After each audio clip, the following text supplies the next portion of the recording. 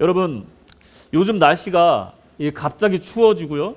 최근에 비가 많이 왔잖아요. 그래가지고 또 뭐 홍수 피해도 많이 겪고 계시는 거를 또 뉴스를 통해서 보고 있습니다.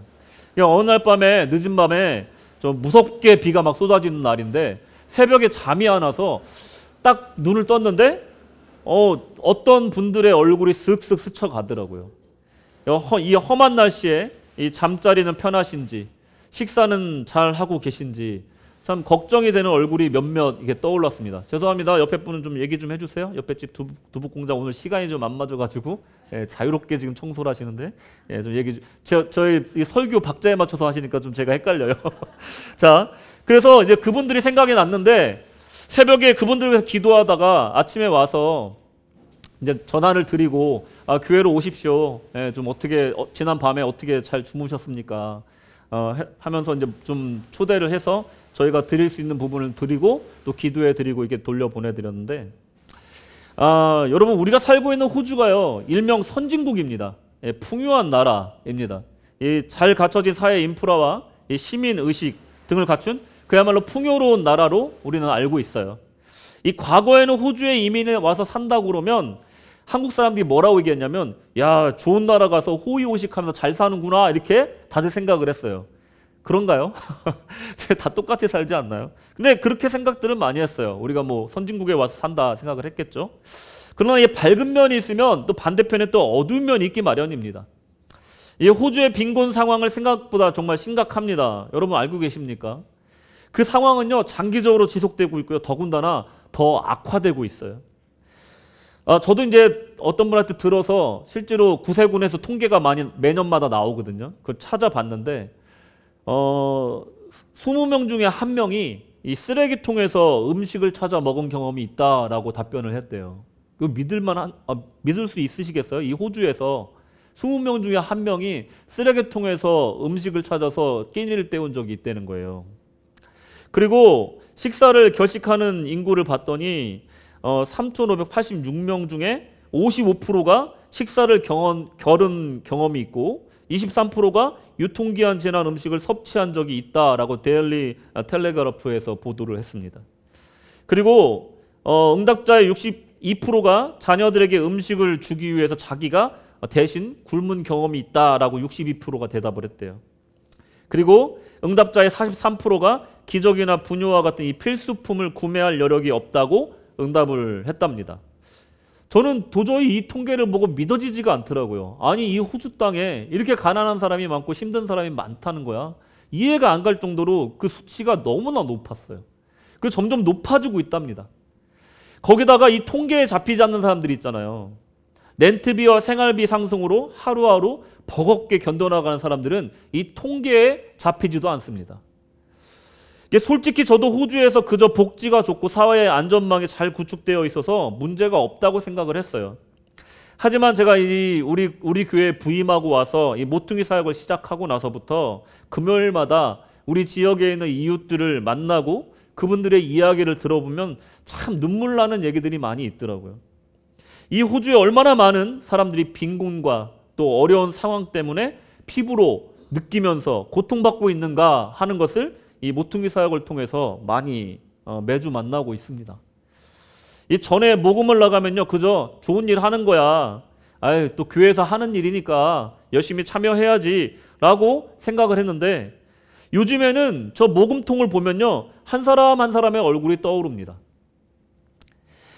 그렇다면 우리는 왜 이렇게 나 살기도 힘든 세상에, 나도 바쁘고 힘든 삶인데 왜 도움을 받기보다 이 그리스도의 사랑을 받은 사람이라 하여 이 도움 주고 소망 주는 삶을 꼭 의무적으로 이렇게 살아야 할까, 이런 의문을 가질 때가 있잖아요.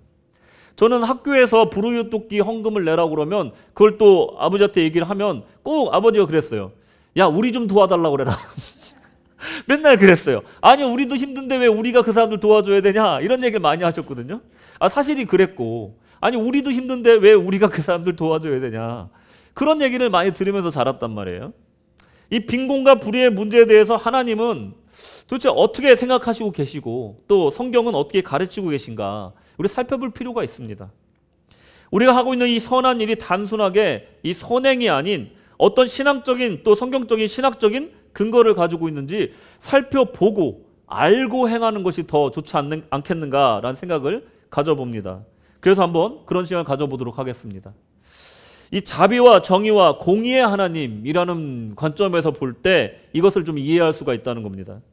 구약 전반에 나타난 하나님의 공의의 하나님이시고 또 정의의 하나님이시며 자비의 하나님이심을 얘기하고 있습니다. 정의라고 하면 미시파트라는 단어를 사용해서 설명을 합니다. 단순하게 이 법적인 공정성을 얘기하는 것이 아니에요. 관계의 올바름과 이 공동체, 우리 같이 살아가는 이 공동체의 회복을 위해서 필요한 정의를 말하는 거예요. 그리고 이 공의라는 걸 righteousness는 체다카라고 하여가지고 이것은 뭐냐면 하나님과의 관계, 사람과 사람과의 관계에서 있어야 되는 도덕적인 올바름, 또 공명, 평등, 공평 이런 것들을 말하는 단어입니다. 자비는 mercy 그래가지고 하세드라고 해서 하나님과 사람 사이, 그러니까 약자에 대한 이 국률한 실제적인 도움을 베푸는 것 이것을 말합니다. 그러니까 조금씩 차이가 있는 거예요. 그러니까 공의와 의는 그런 옳고 그름 공평함에 대한 이야기인데 자비는 그런 것과 상관없이 약한 사람에게 긍휼을 베푸는 것, 실제적인 도움을 주는 것을 의미한다는 겁니다. 그래서 이 하나님의 성품은 이 약자를 위해서 재판자가 되시고 나그네의 보호자가 되시는 이 정의는 하나님의 통치가 현실에 임한다라는 것을 보여주는 거라는 겁니다. 제가요, 여러분들도 설교 말씀을 많이 들어보셨겠지만 이 한국에서 신학 공부를 하고 사역을 할 때 특히 구약을 언급할 때 이 공의의 하나님, 이 정의의 하나님에 대해서 아주 강조하는 경향이 있다는 것을 좀 발견해요. 하지만 구약 성경에서 이 세 가지 주제에 대해서 언급한 횟수와 다루는 비율을 한번 찾아보면 의아한 결과가 나옵니다. 한번 보시면 정의는요 약 420회 정도 나와요. 그리고 공의가 먼저 나올 것 같은데 자비가 그 다음에 170회가 나옵니다. 그리고 공의가 60회 정도 이제 언급이 되는 거예요. 이게 무슨 뜻이냐? 하나님의 자비를 베푸는 이 일을 공의와 의를 세우는 일만큼이나 중요하게 다루고 있다는 거예요. 성경에서. 시편 103편 8절에 보시면 여호와는 긍휼이 많으시고 은혜로우시며 노하기를 더디하시고 인자하심이 풍부하시도다. 아멘. 이런 하나님이시란 말이에요. 긍휼이 많으시고 은혜로우시며 노하기를 더디하시고 인자하신 이 풍부하신 하나님이신데 우리가 흔히 구약에 대해서 배울 때 공의의 하나님, 무서운 하나님, 우리 혼내키시는 하나님, 이 하나님을 많이 배웠기 때문에 너네 혼내키지 안 혼나려면 정의롭게 살아, 하나님 말씀대로 살아, 이 말씀을 많이 들었다는 거예요. 근데 시편 3편의 말씀을 포함해서 성경의 많은 부분에서 여호와의 긍휼하심과 은혜로우심과 노하기를 더디하신 인자하신 아버지의 모습을 굉장히 강조하고 있다는 것은 굉장히 중요한 부분이라는 겁니다. 그리고 보통 우리가 잘 알듯이 성경에서 말하는 이 사회적 약자가 있어요. 이 세 부류의 약자가 있습니다. 신명기서 10장 18절에서 19절까지 보시면 고아와 가부를 위하여 정의를 행하시며 나그네를 사랑하여 그에게 떡과 옷을 주시나니 너희는 나그네를 사랑하라. 전에 너희도 애굽 땅에서 나그네 되었음이니라. 아멘.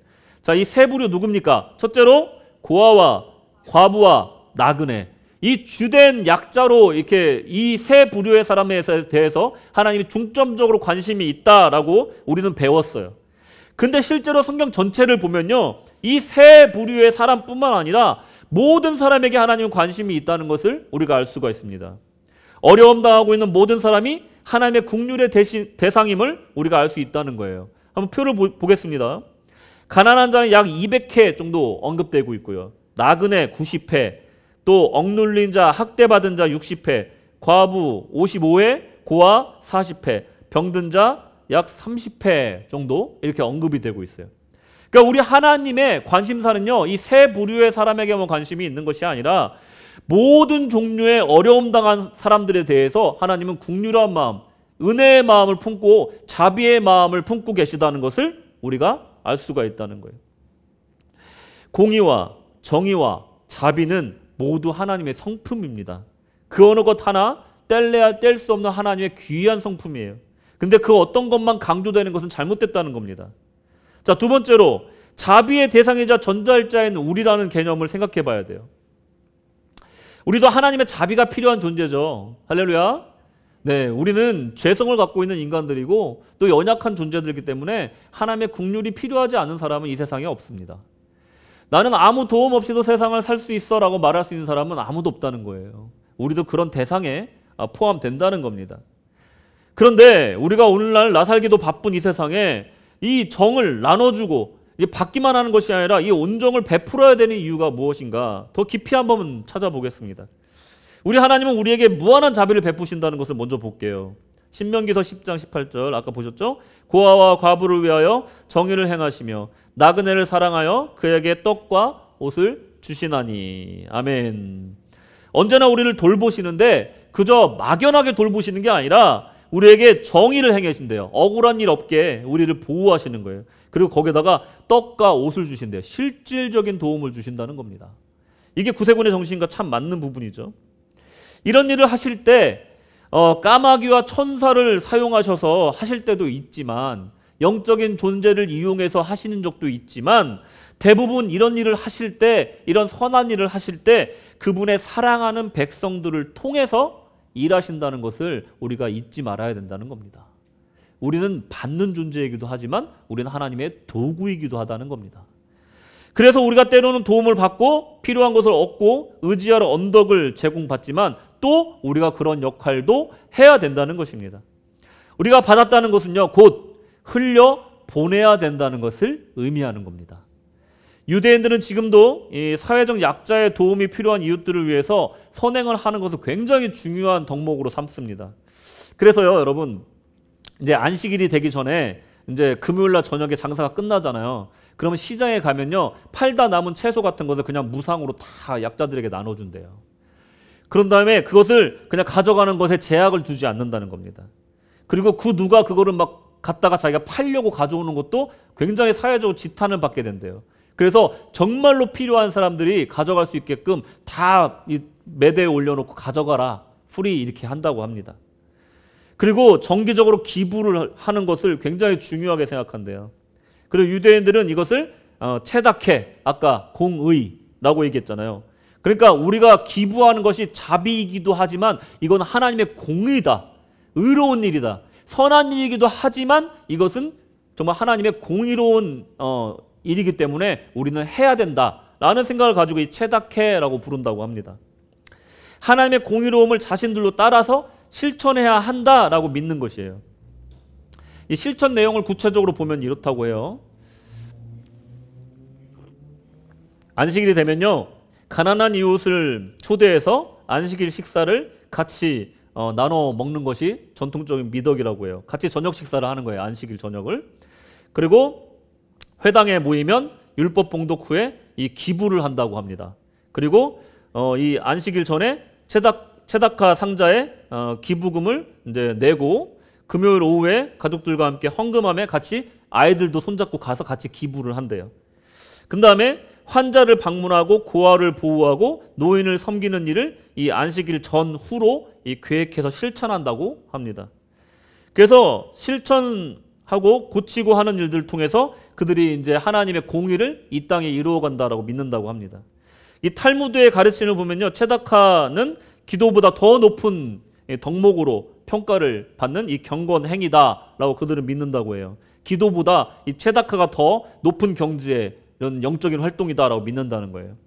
그래서 이 체다카에도 8단계가 있는데 8단계를 다 말씀드릴 수는 없고 그 중에 가장 높은 단계는 이 마이모니데스라고 해가지고 이 받는 자가 누구인지 모르게 주는 것. 그러니까 이제 오른손이 하는 걸 왼손이 모르게 하라. 이것을 가장 높은 단계의 체다카다라고 그들은 믿고 정말 조용히 사람들을 돕는 일을 하려고 노력을 한다고 합니다. 의로운 사람은 이 팀 켈러는 이렇게 얘기를 해요. 의로운 사람은 자신의 권리를 주장하는 대신 타인의 권리를 위해 나선다, 이런 얘기를 했어요. 진정으로 의로운 사람은 나를 위해서 권리 주장하는 것이 아니라 타인의 권리를 위해서 나서는 사람이 진정으로 의로운 사람이다 라고 팀 켈러는 얘기를 합니다. 우리가 선행하는 것은 단지 우리의 사회적인 의무를 다하는 것뿐만 아니라 하나님의 공의를 이 땅에 이루는 목적에서 하고 있다는 겁니다. 하나님은 사회적으로 가장 취약한 자들을 통해 하나님의 나라가 어떤 것인지 보여준다라고 존 골딩게이가 얘기를 합니다. 하나님이 이 취약한 자들도 어떻게 다루는 것을 통해서 하나님의 나라를 보여주는 방식이 나타난다라는 거예요. 어떤 사람이 의로운 사람인가 선한 사람인가를 제일 잘 알 수 있는 방법이 뭐냐? 이 약자를 다루는 그 사람의 태도를 보면 그 사람이 선한지 악한지를 알 수가 있다고 얘기를 하잖아요. 하나님을 믿는지 안 믿는지, 잘 믿고 있는지 아닌지를 보는 가장 좋은 척도가 뭐냐? 바로 약자를 다루는 태도에 있다는 것입니다. 하나님의 공의를 이 땅에 이룬다는 것은 그리스도인들이 소유한 가장 고귀한 비전인 줄로 믿습니다. 하나님 나라와 그의 통치는 이런 방식으로 확산되고 세상을 물들여가고 어둠을 몰아낸다는 것입니다. 단지 물질을 나누는 것으로 이런 위대한 영적인 비전을 이루어갈 수 있다는 것은 참 놀라운 것입니다. 왜냐하면 영적인 것으로만 할 수 있다고 한다면 우리가 할 수 없는 영역이 있기 때문에 그래요. 하지만 내가 갖고 있는 것을 나눌 수 있는 결단이 있기만 하면 우리는 이 영적인 일에 참여할 수 있다는 것은 정말로 감사한 일이지 않습니까? 우리는 하나님의 자비를 경험한 자로서 그 자비를 흘려보내는 강줄기가 돼야 되는 의무가 있다는 것입니다. 세 번째로 하나님을 영화롭게 하는 삶 때문에 우리는 이런 삶을 살아야 됩니다. 지난주에 제가 인간의 제일 되는 목적에 대해서 좀 강조해서 말씀을 드렸잖아요. 인간의 제일 되는 목적 무엇입니까? 하나님을 영화롭게 하고 그를 평생토록 기뻐하고 즐거워하는 것이다 라고 말씀을 드렸잖아요. 우리 인간의 제일 된 목적은 하나님을 영화롭게 하는 것이라는 거예요. 우리가 이 땅에 살면서 하나님의 영광을 위해서 할 수 있는 일이 무엇이 있을까? 한번 생각해 보십시오. 예수님도 하나님께 영광이 되는 삶에 대해서 설명해 주셨는데 그리스도께서 우리의 빛으로 이 땅에 오셔서 어두운 세상에 어둠을 몰아내셨는데 아직도 이 세상에 빛의 역할이 필요하다는 겁니다. 마태복음 5장 14절 보시면 다 같이 읽겠습니다. 시작! 너희는 세상의 빛이라 산 위에 있는 동네가 숨겨지지 못할 것이요. 할렐루야. 우리는 세상에 뭐라고요?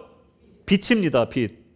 우리는 그 빛의 역할로 이 땅에 지금도 살고 있다는 거예요. 제가 항상 말씀드리잖아요. 예수 믿는 그 시점에서 우리가 이 땅에 있을 이유가 없잖아요. 예수 믿었으면 천국에 가면 되는 건데 왜 우리는 이 땅에 남겨졌을까? 그것은 우리가 부름받을 그날까지 할 일이 있다는 거예요. 그것은 바로 빛의 역할, 소금의 역할로 우리는 이 땅에 남겨졌다라는 것을 기억해야 된다는 겁니다. 우리가 각자의 자리에서 빛을 비추고 함께 모여 큰 빛으로 세상을 비출 때 어떤 일이 벌어질까요? 마태복음 5장 16절 보시면 이어지는 말씀입니다. 이같이 너희 빛이 사람 앞에 비치게 하여 그들로 너의 착한 행실을 보고 하늘에 계신 너의 아버지께 영광을 돌리게 하라. 아멘. 우리는 세상의 빛이에요.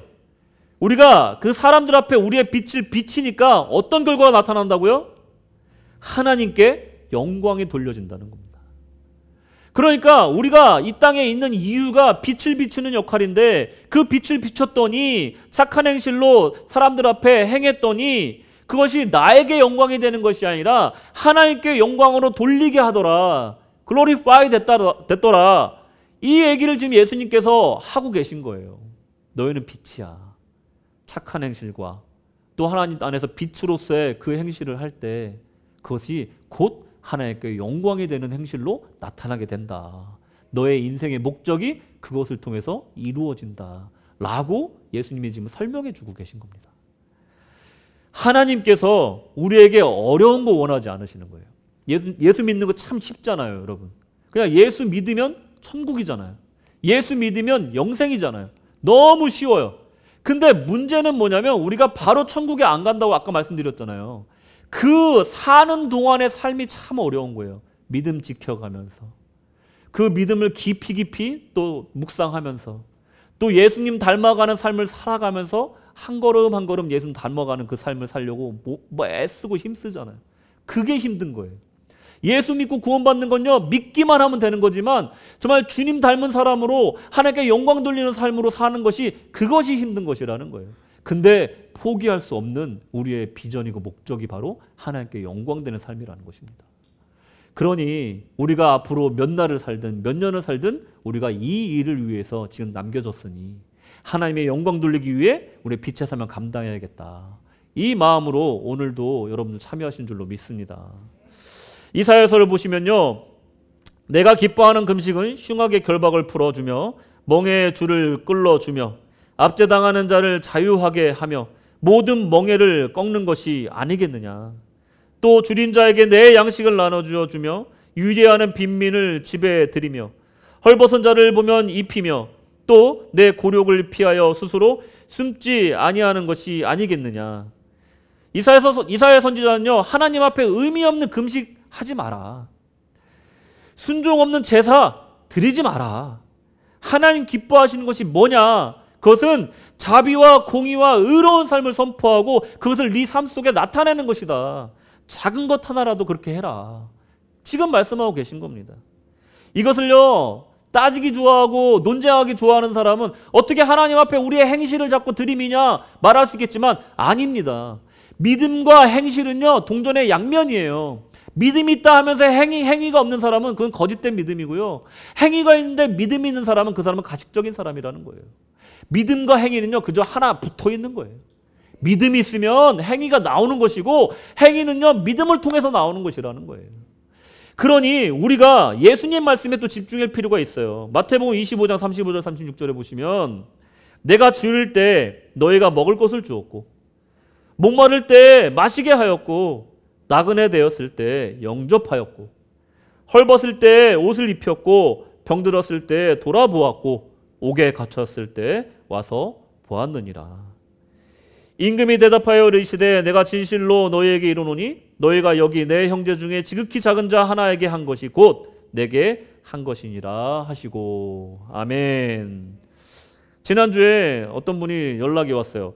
제가 지금 그 부교님을 좀 찾고 있는데 지금 범인을 찾고 있습니다. 이 그린에이커에서 모금하신 분 중에 제 전화번호를 주신 분이 있어요. 누군지 모르겠지만 그분이 이 사람 데니얼인데 세베시남이 오피서야. 이분한테 전화해봐. 그리고 제 전화번호를 알려줬대요. 그리고 저한테 얘기를 안 했어. 그래가지고 갑자기 전화가 왔습니다. 그래서 어떤 분이 전화가 와가지고 나 도움이 필요합니다. 저번 주에 감옥에서 나와가지고 의지할 곳이 없습니다. 음식도 없습니다. 좀 도와주십시오. 이렇게 연락이 온 거예요. 오십시오. 마침 금요일이라서 오십시오. 그래서 이제 푸드 햄퍼 만들어 드리고 또 제 연락처 드리고 바우처 받을 수 있는 연락처 또 드리고 해서 이렇게 하라고 프로세션 알려드리고 해서 좀 따뜻하게 기도해 드리고 이렇게 좀 보내드렸어요. 근데 제가 평소 같았으면, 제가 구세군 사관이 아니었으면 감옥에서 지난주에 나온 사람 제가 어떻게 대했을까요? 그런 생각이 싹 지나가더라고요. 어떤 분은 가정폭력으로 들어간 분들도 있을 것이고 어떤 분들은 절도나 아니면 그 외에 흉악범죄로 갔다 왔을 수도 있는 그런 사람들이 제일 먼저 사실은 이 구세군교회를 찾아오거든요. 어떨 때는 침대가 없다고, 가구가 없다고, 자야 되는데 잘 데가 없다고, 숙소 좀 구해달라고 이렇게 오세요. 그럴 때마다 이제 포스터 하우스로 저희가 연결해 드리고 하는데, 그럴 때 저는 솔직한 얘기로 처음에 실습할 때는요, 그런 분들이 솔직히 무서웠어요. 그리고 솔직히 악유가 좀 일어난 적도 있었고 솔직히 좀 위험한 상황까지 간 적도 있었어요. 저 뱅스타운에 제가 실습할 때. 그래가지고 뭐 좀 신고가 들어가기도 하고 그런 적도 있었어요. 제가 만약에 구세군 사관이 아니었다면 그분들에 대해서 아마 색안경을 끼고 봤을 겁니다. 근데 어떤 마음이 드냐면 너무 불쌍한 거예요. 얼마나 의지할 데가 없겠나 싶은 거예요. 그러니까 바로 오라고 할 수가 있는 거잖아요. 그러니까 하나님의 마음으로 보게 되면요, 이분들이 그저 우리의 하나님의 자녀로서 공동체로 보이는 거예요. 그러니까 여러분들이 지금 이 구세군교회를 다닌다는 게 어떤 의미인지 아십니까? 좀 제가 이건 좀 홍보를 좀 해야 되겠어. 여러분들 우리 교회에 지금 다니고 있다는 건요, 1년에 한 번씩 셀프 디나이를 하잖아요. 우리가 일주일에 우리의 그 웨이지를 가지고 헌금을 하면 전 세계 정말 어려움 당하는 사람들을 향해서 우리가 선교하고 그들을 긍휼 사역을 해주잖아요. 우리 교회를 다니는 것만으로도. 그리고 또 이 레드실드 어필 붉은 방패 모금을 통해서 우리가 또 모금에 참여하고 또 우리가 이 일을 통해서 또 우리 지역에, 이 벨모아 지역에 있는 좀 어려운 사람들을 우리가 모퉁이 사역을 통해서 도와줄 수가 있는 거예요. 또 복음을 전파할 수가 있는 거예요. 또 성탄절날 또 우리가 또 크리스마스 치어를 통해서 또 우리 이웃들을 돕고 있잖아요. 그러니까 이 교회에서 하고 있는 일만 열심히 따라오면 여러분들은 1년에 최소한 3번은 우리 이웃사랑 실천할 수가 있다는 겁니다. 지금 그렇게 하고 계신 거예요. 하나님이 기뻐하시는 일을 지금 하고 계신다는, 빛의 역할을 지금 감당하고 계신 거라는 겁니다. 이 빛을 비추는 교회라는 것은요, 이 예언자적 공동체가 돼야 돼요. 세상의 불의를 드러내고 비판할 수도 있어야 돼요. 이 공의적인 측면입니다. 근데 회복의 공동체의 역할도 감당해야 된다는 겁니다. 소외된 이들의 삶을 실제적으로 회복시켜줄 수 있는 역할을 이 교회가 해야 된다는 거예요. 무슨 말이에요? 이 거창한 얘기 아니고요. 내가 지난주에 출소를 했어. 탈옥이라고 할 뻔했네. 출소를 했어. 그러면 제일 먼저 생각나는 데가 구세군 교회인 거예요. 그거 오시라는 겁니다.